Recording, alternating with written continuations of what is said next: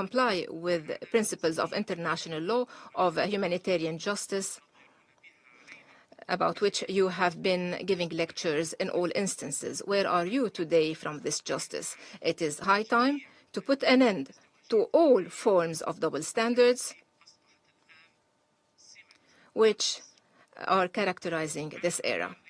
It is high time to take a clear stance from these violations and to put an end to this protracted crisis that has been going on for decades. And the first steps that should be adopted are ending the Holocaust of the 21st century, end the Holocaust against Gaza, end the Holocaust against Gaza. History is recording, and history will have no mercy. Thank you, President.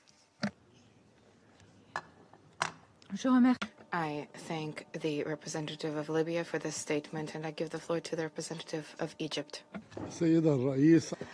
Madam President, I would like to convey the congratulations of His Excellency, the Minister of Foreign Affairs, who had prior commitments that prevented him from attending today.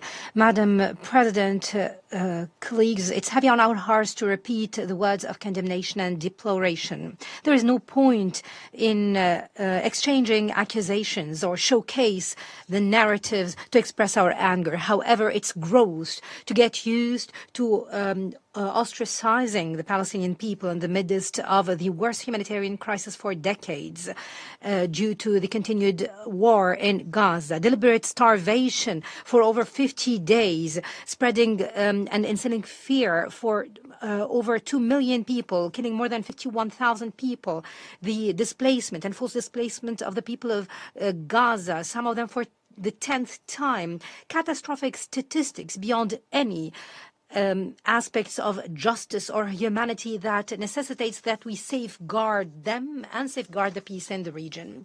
We stand by the choice of peace, aspiring for a peaceful future. We have to work with all parties to overcome pain and hatred, put an end to the killing, bring about comprehensive and just peace based on principle, terms of reference, underpinning the two-state solution with the state of Palestine established along the lines of the 4th of June with East Jerusalem as its capital, side by side with the state of Israel, so that all peoples in the region can live in peace, stability, and safety. Madam President, we're not just repeating empty slogans.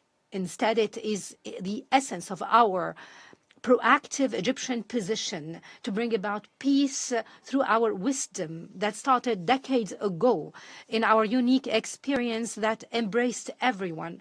In the 70s of the past century, we have overcome all hatred and hostility when we initiated peace with Israel, breaking the cycle of retribution, saving the future generations from the scourge of war. This peace came through a central and impactful role by America, and this is what we're calling for today, to be courageous and to use wisdom to bring about comprehensive and just peace that does not stamp upon the Palestinian rights, but bring about peace on equal footing to all. And this necessitates considering the following. First, Israel must be committed to a ceasefire in Gaza immediately and permanently. They have to withdraw the forces from the Gaza Strip and allow humanitarian access without any hindrances or preconditions. They must facilitate the work of all UN agencies, especially the UNRWA and other humanitarian agencies, while providing protection to them all. They have to stop attempts at forcefully displacing the people of the Strip and put an end to the military operations in the West Bank and stopping any violation against religious sanctities in Jerusalem. Second, the international community must support the concerted effort of the mediators, be they Egypt, Qatar, or the US, to put an end once and for all to the war against Gaza. They have to support the funding for the Arab Islamic reconstruction plan that was proposed by Egypt in coordination with the Palestinian Authority during the Arab Summit held on the 4th of March. Egypt calls upon you all to effectively participate in the conference that is due to be hosted by Cairo to discuss the funding of the reconstruction. Third, the international community must be united behind a serious process with a specific timeline to impose a political horizon for the two-state solution in line with international principles through reviving a negotiation process between the two parties and a supportive and sponsoring international path. Let the start be in the high-level conference to implement the two-state solution at the United Nations next June. Madam President, honorable members, we are before a long and tough road that needs the peace to ensure the establishment of peace. We have to work on getting rid of violence, terrorism and military hegemony that they failed to bring about peace. Israel must put an end to its illegal war against Palestine, Syria and Lebanon and come back to the path of peace. Any other path will only be a marginalization to the moderates. It will only encourage and embolden the extremists in the region. Thus, it will be an unjust rule to bring about instability and suffering for future generations. Egypt, who has always been a strong supportive of the Palestinian question, stresses once again the need to bring about peace and its support to all efforts to ensure the Arab and Palestinian right. All parties have the right to live in peace without any threat to the civilians, without any bombardment or starvation, to live in peace without terrorism, while ensuring peace and stability on equal footing to all peoples of the region. This is our appeal to safeguard everyone and the future generations, be they Arab or Israelis. And we hope that this appeal will not go in vain. To conclude, the path to ensure safety for Israeli children must not be through the killing of Palestinian children. The path to meet the aspirations of Palestinian children to live in decency and stability must not come at the expense of the Israeli children. The equation is clear, simple, and on equal footing. All what we need is an international will to safeguard the hopes of children in both countries, the hopes of the Palestinian and Israeli children to live in peace, safety, and stability. And this is not an impossible mission if you listen to the voice of Egypt and its message. Thank you, Madam President. I thank the representative of Egypt for the statement and give the floor to the representative of Qatar. Madam President, at the outset, we would like to congratulate your friendly country on presiding over the Council this month. We welcome the presence of His Excellency, Mr. Barrot, Foreign Minister of France, and we associate ourselves with the statement of the Arab group. Madam President, we convene today amidst unprecedented catastrophic humanitarian circumstances in the Gaza Strip, especially after the Israeli occupation resumed its aggression against Gaza. The State of Qatar strongly condemns the resumption of this aggression, which is a blatant violation of the international will in support of peace, particularly the ceasefire agreement that was reached owing to the efforts of the State of Qatar, of Egypt, and the United States in January. In this context, we reaffirm the urgent need to resume dialogue in order to implement the stages of the ceasefire agreement until we put a final end to the war against Gaza. Madam President, the State of Qatar reaffirms its categorical rejection of the ongoing Israeli attacks against civilian objects, including hospitals, schools, and residential compounds in the Gaza Strip. The State of Qatar had strongly denounced the Israeli occupation bombardments of the Baptist Hospital in a brutal massacre against defenseless civilians and blatant violations of the provisions of international humanitarian law. The State of Qatar condemns the decision of the Israeli occupation government to end the delivery of humanitarian assistance to Gaza, followed by power cuts in the Strip. This is a blatant violation of the ceasefire agreement and of international humanitarian law and the Fourth Geneva Convention. We refuse using food and the starvation of civilians as weapons of war. We call upon the international community to compel Israel to secure the delivery of humanitarian assistance safely, securely, and without obstacles throughout Gaza. Madam President, The series of the Israeli violations continue in the occupied Palestinian territories. The state of Qatar condemns the announcement by the Israeli occupation of the creation of an agency aiming at displacing Palestinians from the Gaza Strip and their approval of the dissociation of 13 illegal settlement neighborhoods in the West Bank as a first step to legitimize them as settlements. We reiterate that the displacement of Palestinians is a blatant violation of international humanitarian law. Expanding the settlements represent a disregard of international resolutions, especially Security Council Resolution 2334.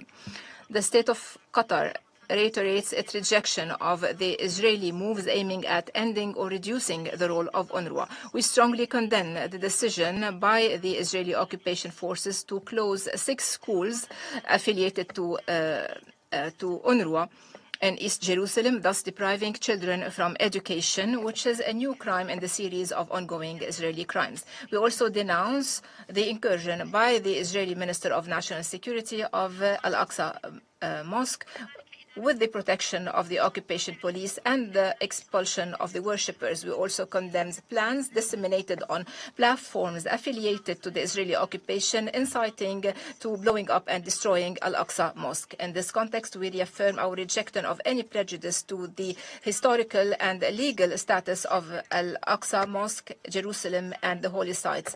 There is a need for the international community to dissuade the occupation and compel Israel to provide protection to these holy sites and respect the resolutions of the international legitimacy.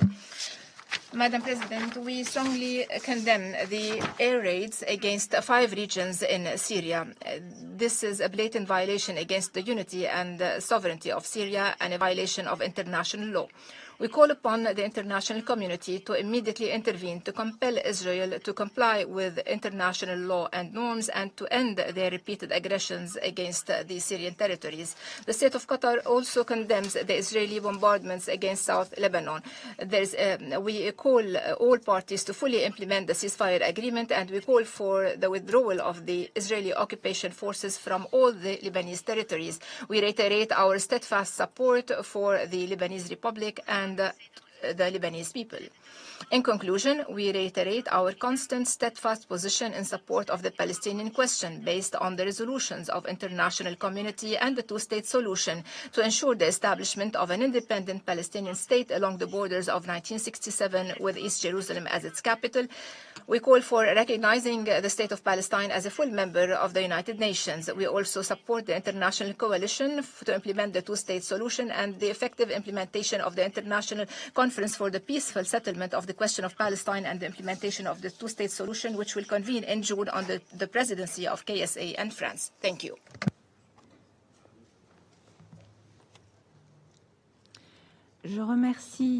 I thank the representative of Qatar for the statement. I now give the floor to the representative of Lebanon.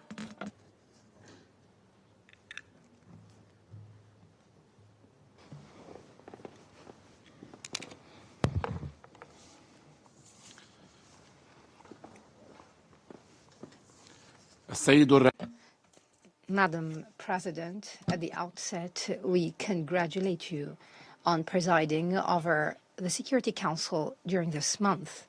We thank the Danish mission for presiding over the Council last month. We would also like to thank His Excellency, the Secretary General, for his kind intervention. It would be remiss not to renew our thanks to France, which has always stood by Lebanon and its people. The visit of His Excellency, President Joseph Aoun, to Paris last month came to confirm the strength of the brotherly relations between our two nations. Madam President, the new era that Lebanon has been experiencing since the beginning of this year has given hope not only to the Lebanese, but to the entire international community and Lebanon's friends. It gave us hope in a state that we aspire for and hope to attain, a state that does not negotiate its national sovereignty, a state that has the upper hand in deciding on war and peace, a state that monopolizes weapons and confines them within its control. This is proceeding from a respect to the Constitution and a desire to strengthen the concept of a state of institutions and law, and in order to ensure the stability of the homeland and maintain the security of citizens. In this vein, Lebanon renews its full commitment to the implementation of Resolution 1701 in all its aspects, as well as the declaration of the cessation of hostilities. We stress that all efforts are directed towards that goal. The Lebanese armed forces continue to play its role fully in the south, including deploying and confiscating weapons and ammunition. The armed forces dismantled several military sites outside the Palestinian camps. It continues to remove hostile violations and structural obstacles left by Israel in the south. This comes in close coordination with the pentalateral mechanism overseeing the declaration of cessation of hostilities, along with the UNIFIL, the United Nations Interim Force in Lebanon. To this end, it makes great effort to stabilize the country, especially in the southern Litani region and on the eastern border. It is vital to galvanize the support of friendly countries at all levels. We seize this opportunity to renew our gratitude to the UNIFIL for the important role it plays in bringing about stability along the southern border, in close coordination with the Lebanese armed forces. We also express our appreciation to the efforts of the United States of America, the chair of the pentalateral mechanism to oversee the declaration of the cessation of hostilities, and our appreciation also goes to France as a member and the mechanism. Madam President, as Lebanon works hard to implement its international obligations, we see on the other side continued Israeli intransigence. We, Madam President, do not occupy Israeli territories. However, Israel continues to occupy our land. We do not hold Israeli prisoners. However, Israel still holds Lebanese citizens as prisoners. In addition, the statement of the Israeli Minister of Defense came in mid-month to acknowledge that Israel's intention is to remain indefinitely in what he called security zones in the Gaza Strip, Lebanon, and Syria, which is, in fact, a condemned occupation. The international community and the Security Council are supposed to condemn that and bring pressure to bear on Israel to retract from that position to avoid further aggravation of the situation in the region. Thus, Lebanon once again calls upon the international community and the Security Council to shoulder the responsibilities and compel Israel to withdraw completely, immediately, and unconditionally from all occupied Lebanese territories, including the 5 sites it occupied in the south. It must be known that they have no military value. That's in addition to the 2 buffer zones within Lebanese territory. They have to also bring pressure to bear on Israel to immediately stop their attacks on Lebanese sovereignty and territorial integrity, the latest of which was targeting the southern suburb of Beirut on the 27th of April. They must also release Lebanese prisoners. Lebanon renews its commitment to the decisions of the Arab Summit held in Beirut in 2002. We support the formation of a military and technical committee to stabilize Lebanon's internationally recognized southern borders. Madam President, we are meeting today at the backdrop of a new phase in the course of Lebanese-Syrian relations. A stage based on mutual respect of the sovereignty of 2 countries, principles of good neighborliness, and refraining from interfering in the internal affairs of each country. The first milestone of this phase was the agreement signed this month by the Lebanese and Syrian Ministers of Defense in Jeddah, with the mediation of the brotherly Kingdom of Saudi Arabia, and we appreciate that. Under this agreement, the strategic importance of demarcating the borders between Lebanon and Syria was emphasized. They also agreed on the formation of specialized legal committees in different fields, while activating and operationalizing coordination mechanisms between the two countries to address security and military challenges, especially those related to the border. Following the agreement, a visit of high-level Lebanese delegation headed by His Excellency Prime Minister Nawaf Salam occurred to Damascus.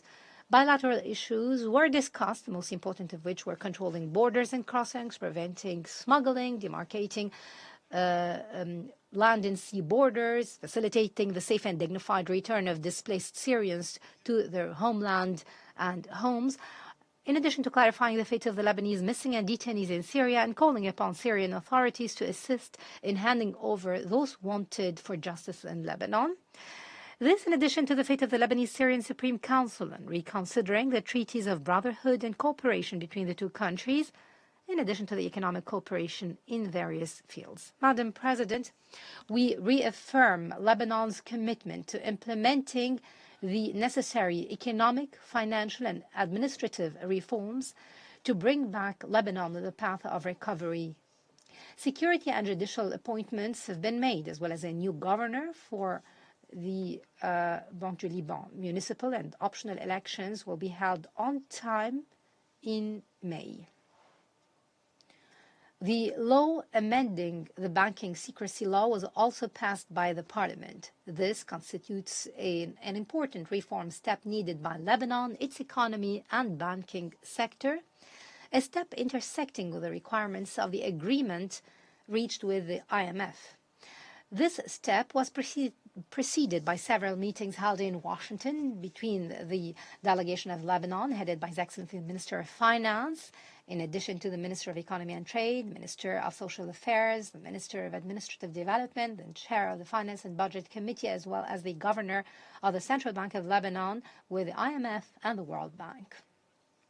Madam President, while Lebanon spares no effort to move forward in its reform program and ensuring its sovereignty over all its territories and bring pressure to bear on Israel to withdraw from the south and extend the full state authority over all Lebanese territories through its own forces, we look forward to the Arab and international community accompanying Lebanon in these efforts. We count on our friends to provide us support in this pivotal stage in our history. To conclude, Madam President, we are fully aware of the magnitude of challenges facing Lebanon, be it economic and financial crises or delicate reform dossiers or threats affecting our security and sovereignty. However, we do have the strong will and the sufficient determination and the necessary effort to overcome this delicate stage towards safety. Thank you, Madam President. I thank the representative of Lebanon for that statement. I now give the floor to the representative of Thailand. Madam President, I would like to first of all express Thailand's gratitude to France for convening this important debate, and we'd like to thank the Secretary General and all briefers for their insights. My delegation wishes to highlight the following 4 points. First of all, we urge all parties to exercise utmost restraint and renew their efforts to negotiate the ceasefire agreement and hostage agreement. This would allow for safe and unimpeded access to humanitarian assistance in Gaza and contribute to regional peace and security. Second, we call for an immediate and unconditional release of all remaining hostages, given that one Thai national remains in captivity. We extend our deep appreciation to Qatar, to Egypt, to Iran, to Turkey, to the United States, to the International Committee of the Red Cross, as well as all other countries and parties involved in the recent release of 5 Thai hostages and the facilitation of their safe return to Thailand. Third, it is essential to foster constructive dialogue between Israel and Palestine towards a mutually agreed, peaceful solution in line with the two-state solution, whereby the states of Israel and Palestine live side by side in peace and security in line with international law and relevant UN resolutions. Thailand supports all efforts aimed at achieving sustainable peace in the region, including the upcoming high-level international conference for the peaceful settlement of the question of Palestine and the implementation of the two-state solution. And fourth, Thailand welcomes the recent constructive developments towards the reconstruction of Gaza in line with Egypt's plan for early recovery, construction, and development of Gaza. We hope to see a swift rebuilding of Gaza and restoration of people's livelihood. And we stand ready to contribute to such efforts. Madam President, as I conclude my statement, in light of the worsening situation in Gaza, following the expiry of the first phase of the ceasefire agreement, we are reminded of the urgent responsibility we share. It is essential that we renew our collective commitment to the de-escalation of violence, to the protection of innocent civilians, and to the pursuit of lasting peace and stability in the region. I thank you for your kind attention. Je remercie. I thank the representative of Thailand for your statement. I now give the floor to the representative of Indonesia. Thank you, Madam President, and allow me to start by extending a very warm welcome to His Excellency Minister Barrois and to thank France for convening this meeting. I also thank the Secretary General for his briefing, and Indonesia aligns ourselves with the OIC statement. We regret that the situation in Palestine has deteriorated since the last open debate in January. The holy occasions of Ramadan, of the Passover and Easter passed without respite, without ceasefire, and instead marked with increased sufferings of the Palestinians in Gaza and the West Bank. The world's repeated calls for peace and humanity fell on the deaf ears of those who could actually make a difference. Madam President, this year marks the 80th anniversary of the United Nations. The Charter starts with determination to save succeeding generations from war, to reaffirm human rights, the dignity and worth of human person, to establish justice and promote social progress. And all those accounts, we have failed the Palestinian people. Instead, what we are having now is a dangerous limbo, as the ceasefire has collapsed, as humanitarian aid is blocked and UNRWA is defied, as international law and humanitarian law have been trampled, and all with no clarity on what's next. This limbo will only lead to even greater humanitarian catastrophes. The Council must act, and Indonesia calls for 3 urgent steps. First, the Council must show leadership in upholding the UN Charter and fulfilling its mandates. Restoring the human dignity, the human rights, the human worth of the Palestinian people should become immediate priority. Enforcing the ceasefire and providing unhindered humanitarian access are the first steps. No human being should be forced to survive without water, food, or medicine, without a future. Aid must be allowed to enter now, and UNRWA must be allowed to resume its operations. Second, reviving the two-state solution. This is the basis for a peaceful settlement of the Palestinian question supported by international consensus. The expansion of illegal settlements and displacement of Palestinians in the West Bank must be stopped. The upcoming high-level international conference in June must be a watershed moment that delivers concrete and actionable outcomes equipped with a clear follow-up mechanism. And third, the urgent need for accountability. Without accountability, violations will persist, international law continues to be undermined, and trust in the multilateral system will erode. The Council must support concrete accountability measures, including the implementation of the ICJ's decisions and advisory opinions, and restore faith in the sanctity of international law. Madam President, this month marks the 70th anniversary of the Asian-African Conference, when the Global South made it clear that colonialism and subjugation had no place in our world. Yet today the world still witnesses the subjugation of an entire nation, Palestine. In the eyes of the Global South, the promise of international law is faltering. This Council has the power to restore faith in multilateralism. Expectations are high that the Council will be capable to exercise that power. Thank you. Je remercie le représentant. I thank the representative of Indonesia for your statement. I now give the floor to the representative of Liechtenstein. Thank you, Madam President.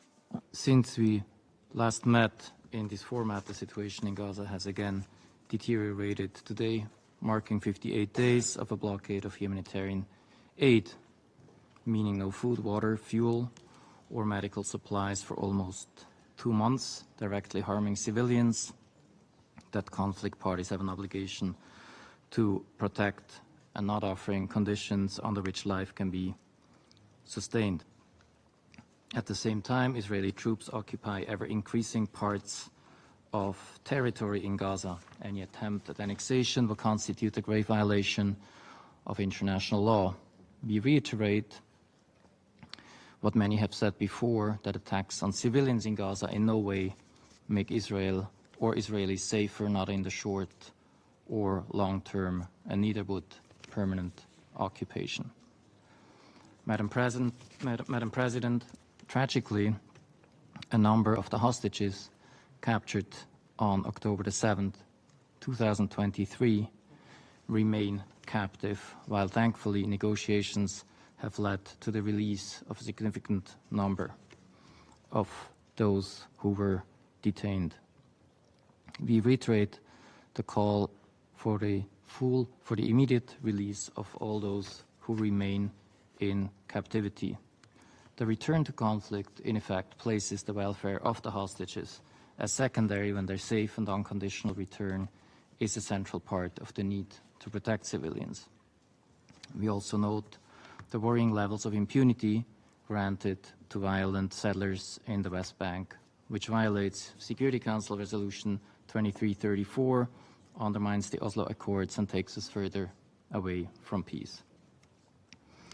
Madam President, Liechtenstein, as the vast majority of the membership of this organization, has placed on record our commitment to mutually reinforcing goals: the release of the hostages, the fulfillment of international humanitarian law, including the end of the humanitarian blockade, and the resumption of a process leading to a two-state solution as decided by the General Assembly nearly 80 years ago. We implore the parties to the conflict, as well as those with leverage over them, to do so. Madam President, as Syria emerges from the Assad regime, Liechtenstein hopes that its people will be able to rebuild their country on their own terms. Security Council Resolution 2254 remains the applicable roadmap for doing so, including support for credible, inclusive, and non-sectarian governance. A sustainable peace in Syria must be achieved through a Syrian-owned, UN-supported process rooted in inclusivity and diversity, which includes the protection of the rights of all minorities, as well as the meaningful participation of women at all levels of decision-making. The end of the Assad regime calls for renewed efforts toward accountability that supports reconciliation and the rebuilding of Syrian society.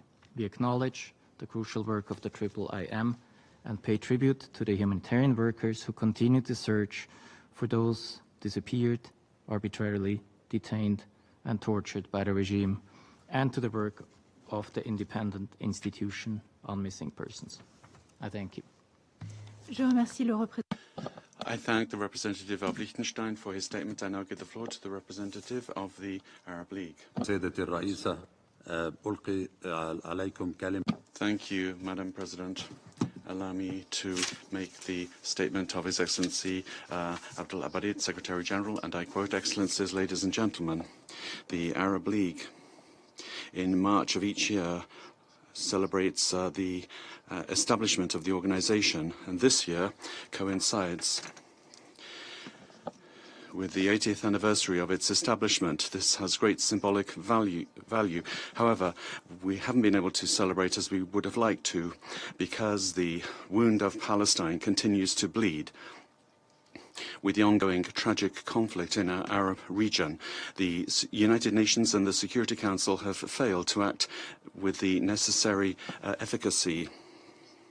With the events of the 7th of October and the events that followed, we have seen the paralysis running through the Security Council as it deals with Middle East issues, principally the Palestinian issue, because of obsolete political and geopolitical considerations that are really reprehensible, and even irresponsible behavior of Israeli leaders who sacrifice their people and other peoples for personal or electoral interests. To this, we must add the double standards applied to the Council. This leads the Arab world to see the seriousness of the crisis facing international the international law, particularly the Security Council.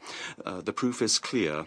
All understandings and agreements concluded for the ceasefire in Lebanon and Palestine have been concluded only through the praiseworthy mediation of Qatar and the Republic Arab of Egypt and the US and France for putting an end to the war in Lebanon, and not through the efforts of the Security Council or through envoys.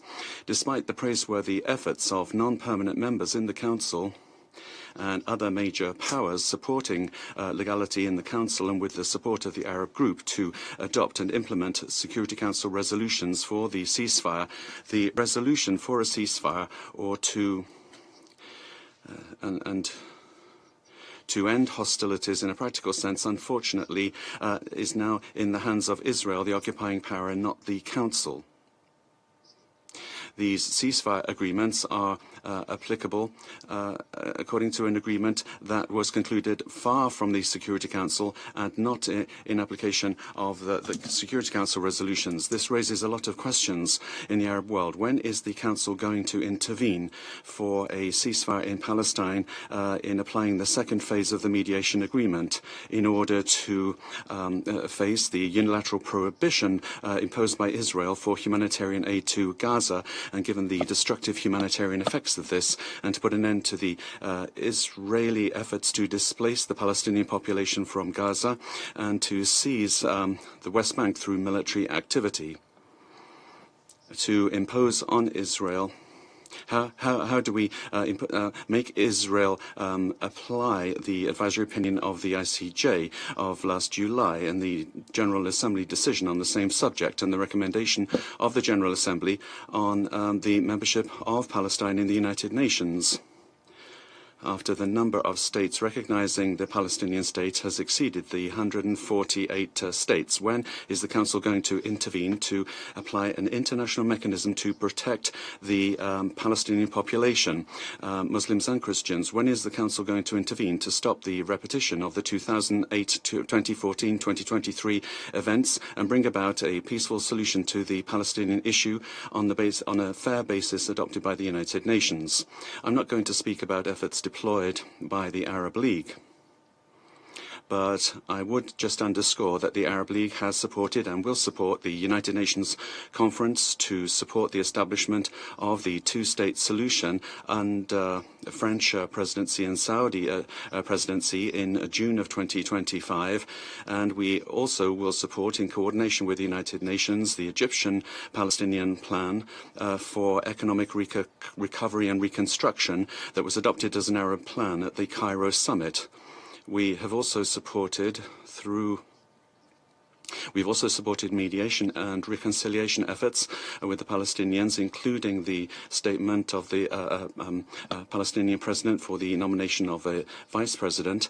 And we have supported all efforts at reconciliation to guarantee the unity of the Palestinian people, to ensure that Gaza and the West Bank remain exclusively under the leadership of the Palestinian Authority until the declaration of the end of the Israeli occupation of the Palestinian state. Madam President, with regard to Syria, the United Nations efforts and the efforts of the League of Arab States are joined together in providing a new direction in Syria to implement Resolution 2245 and to help Syria to recover from its crisis and to guarantee a dignified life for the Syrian people without any exclusions on an ethnic or religious basis or because of political affiliations, and also apply the rules of fairness and equality and transparency. We also support the new Lebanese government and the Lebanese government. This is a shimmer of hope in the return to peace and security in Lebanon. The efforts of the Security Council, however, require an end to Israeli aggression in Syria and Lebanon, and an end to the colonial ambitions of Israel to occupy more and more land in both countries. And this should be rejected in the Arab region and internationally. Thank you, Madam President. I thank the Speaker from the Arab League. I now give the floor to the Speaker of the European Union. On behalf of the European Union and its member states, the candidate countries Albania, North Macedonia, Montenegro, Republic of Moldova, Bosnia and Herzegovina, and Andorra aligned themselves with the statement. The European Union is gravely concerned about the situation in Gaza. An immediate return to the ceasefire is essential, leading to the release of all hostages and a permanent end to hostilities. The EU is deeply concerned about reoccurring incidents resulting in the death of humanitarian aid workers and calls for accountability. Unimpeded humanitarian aid access and distribution, as well as the supply of electricity to Gaza, must be resumed immediately. In exercising its right to defend itself, Israel must fully comply with its obligations under international law, including international humanitarian law, in all circumstances. The EU reiterates the importance of ensuring the protection of civilians, including humanitarian workers, as well as civilian infrastructure, including medical facilities, schools, and UN premises. The EU also deplores the refusal of Hamas to hand over the remaining hostages. Too many Israelis and Palestinians have suffered. In this vein, the EU reiterates its commitment to a comprehensive, just and lasting peace based on the two-state solution. The launch of the Global Alliance was an important step to demonstrate this commitment. The EU will spare no effort to help revive a political process in partnership with international partners. A credible pathway to Palestinian statehood is a crucial component to that process. The EU looks forward to the high-level conference co-chaired by France and Saudi Arabia. The EU also reiterates its support to the normalization of relations between Israel and Arab states, which is a fundamental step for the stabilization of the region. Madam Chair, the Palestinian Authority is suffering from a severe economic and fiscal crisis. The European Union is playing its part to support it.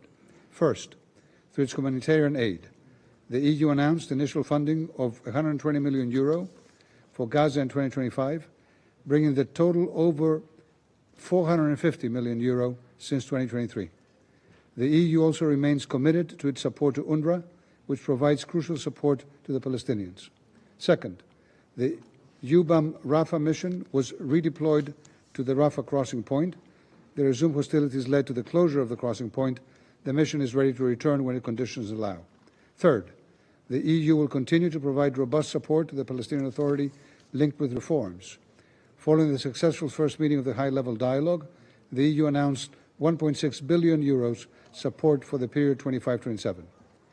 The European Union also welcomes the Arab Recovery and Reconstruction Plan and stands ready to engage with all on that basis. There can be no role for Hamas in the future of Gaza, and Hamas should no longer be a threat to Israel. The EU also strongly condemns the further escalation in the West Bank, including East Jerusalem. The EU reiterates its strong opposition to Israel's settlement policy and activity. We will work on further restrictive measures against extremist settlers and entities and organizations that support them, as well as against Hamas. Madam Chair, let me turn briefly to Syria. The fall of Assad's criminal regime is a historic opportunity for all Syrians. The EU supports an inclusive, Syria-owned and Syria-led transition in line with the core principles of UNSC Resolution 2254. We welcome the recent appointment of a new transitional government and we look forward to engaging with it. The EU will continue to lead international efforts in support of the Syrian people, as recently underscored by the 9th Brussels Conference in March. The EU recalls its suspension of restrictive measures as part of a gradual, reversible approach depending on developments on the ground. The EU strongly condemns the recent violence against civilians in Syria. All perpetrators of violence must be held accountable. And we ask the transitional authorities to continue their engagement with the Independent International Commission of Inquiry and the OHCHR. We underline the need to restore justice and to ensure accountability for all atrocities committed in Syria. And we continue to staunchly support relevant UN mechanisms such as the International Impartial Independent Mechanism and the Commission of Inquiry. We also support the independent institution of missing persons in Syria. Syria's independence, sovereignty and territorial integrity within secure borders must be fully respected.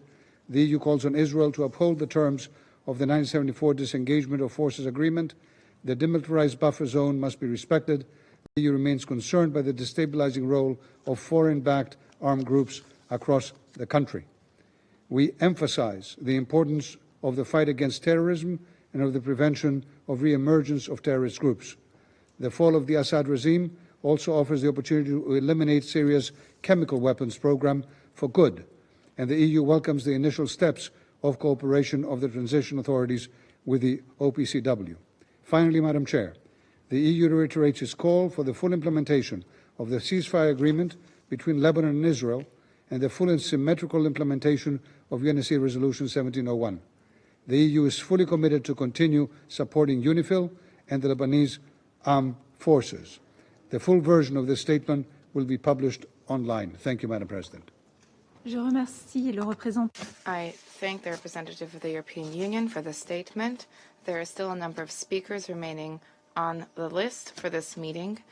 I intend, with the concurrence of members of the Council, to suspend the meeting until tomorrow morning, 10 a.m. The meeting is suspended.